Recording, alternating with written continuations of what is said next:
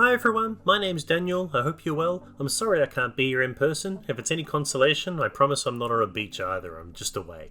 I want to give you a quick glimpse today at H5P, some of the things you can do with it, and what I've been doing with it this year in response to COVID.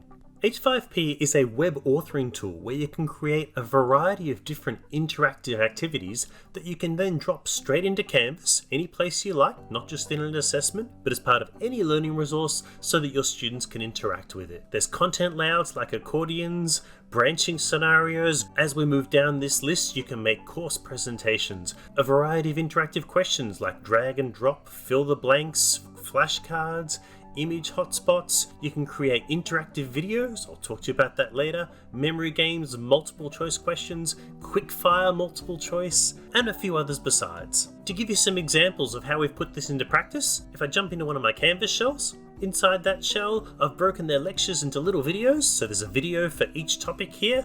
They can see the content that's going on, learn a bit about whatever's going on in that topic, and then once they've watched the video, they can scroll down to the H5P activity I've set up. In this case, it's a drag and drop, so they can drag these answers across. They'll get some of them right, some of them wrong, whatever the case may be, and they get immediate feedback on how their learning is going right in front of their eyes. As we discussed earlier, there are quite a variety of different check-in activities we can use. This is obviously a drag and drop. Others that I frequently liked making use of include text and numerical entry ones like this one here, where for example I could get them to balance an equation and see where they're going right and wrong. A lot of quickfire multiple choice questions, so they get immediate feedback on what's going well and what's going, well, maybe not so well.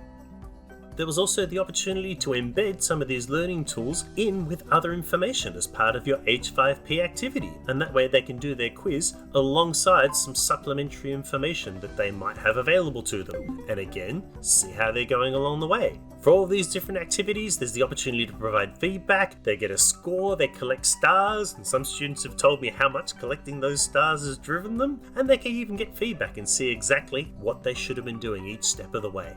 You could even use these H5P presentations along with drag and drop interactions, again mixing the way you want them to see and then interact with any given content. For example, here I've got them trying to rearrange an equation, so maybe they get parts of it right, maybe they get parts of it wrong. Let's shuffle a few in, see how we've gone. There you are, immediate feedback on what's going well and what's not.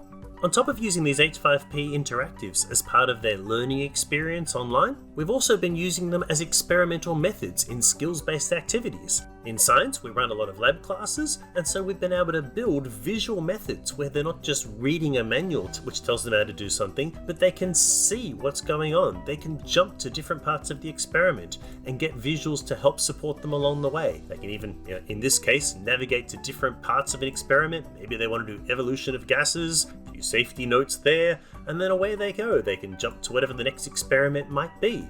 They can get instructions, visual aids, tips on what they're doing. This can all be built in so that they can interact with these resources any way they see fit. You may be wondering what it's like to create these resources. For the most part, it's pretty intuitive.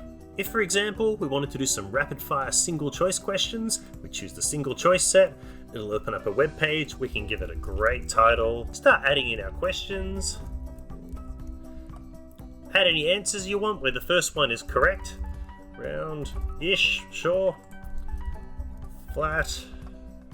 We can add another answer if we like. There we are, orange. Whenever you think you're done, that's fine. You can add more questions if you like. You can change the feedback. This is all fairly intuitive to do, and when you're done, just click the save button.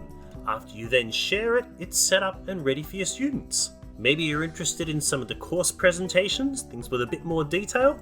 Click on that one, and you'll find yourself immediately confronted with what quickly becomes a fairly intuitive interface, where you can add text, images, videos, audio, or a variety of different interactions along the way as you create as many pages or slides as you need. They've designed it to have a very low bar for entry so that you can get started in making your own content.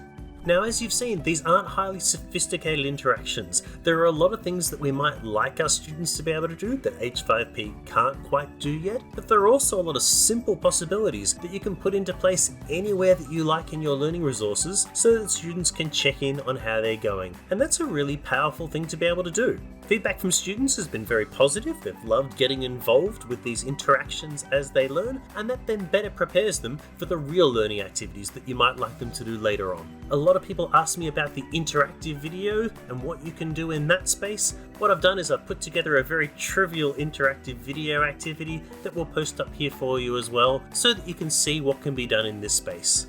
If you've got questions, want to know more about it, or are interested in trying it out perhaps, get in touch with me, no problem at all. I'd also quickly like to thank Hayley Harkin, who was talking to me about this in the Canvas Education reference group and got me sorted out with some access so I could try this out and get it started. It's been a great fun way to get the students interacting online. Hope some of you find it useful too.